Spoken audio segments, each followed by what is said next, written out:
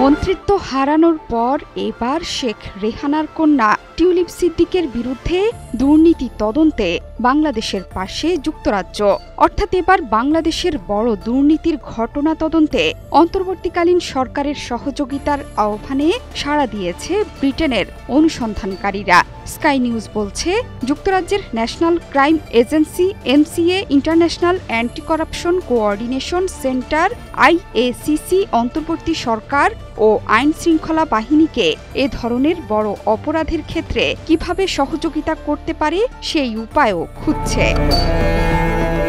বাংলাদেশে ক্ষমতাচ্যুত শেখ হাসিনার ভাগ্নে টিউলিপ সিদ্দিকের দুর্নীতির অভিযোগ খতিয়ে দেখতে দেশের প্রধান উপদেষ্টা ড মুহাম্মদ ইউনূসের এক বক্তব্যের পর এই তথ্য দিল ব্রিটিশ সংবাদ মাধ্যমটি।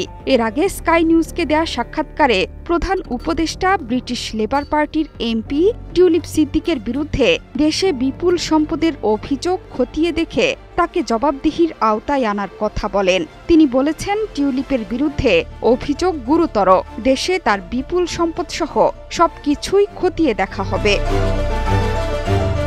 আওয়ামী লীগ সরকার পতনের পর বাংলাদেশ সফর করেন যুক্তরাজ্য সরকারের অর্থায়নে পরিচালিত এনসিএর সদস্যরা। সংস্থাটির পরিচালিত আইএসসিসিতে রয়েছেন বিশেষজ্ঞ দল, যারা বড় বড় দুর্নীতির তদন্তে বিদেশি অংশীদারদের সঙ্গে কাজ করেন।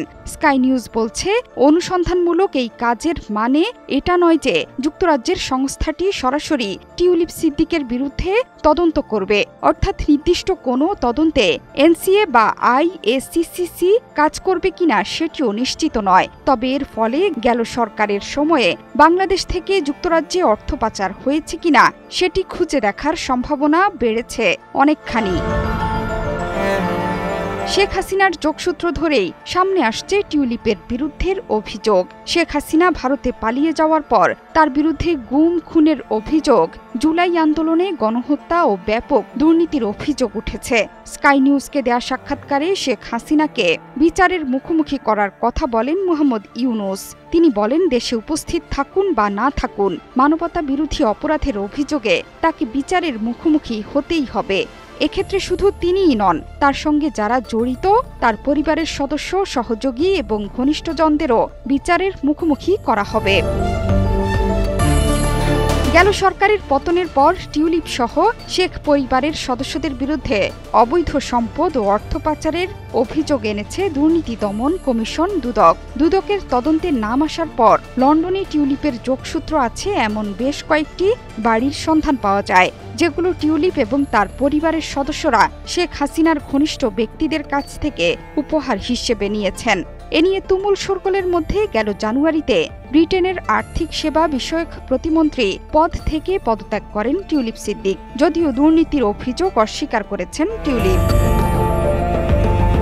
পূর্বাঞ্চলে শেখ হাসিনা এবং তার পরিবারের সদস্যদের অনিয়ম করে নেয়া প্লটের মামলাতেও টিউলিপের নাম এসেছে।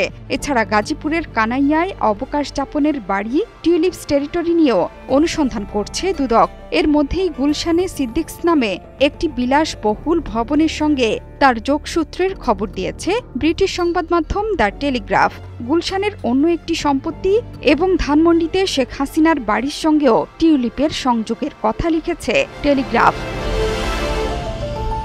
জোহরা চৌধুরী সেতু, ৭১।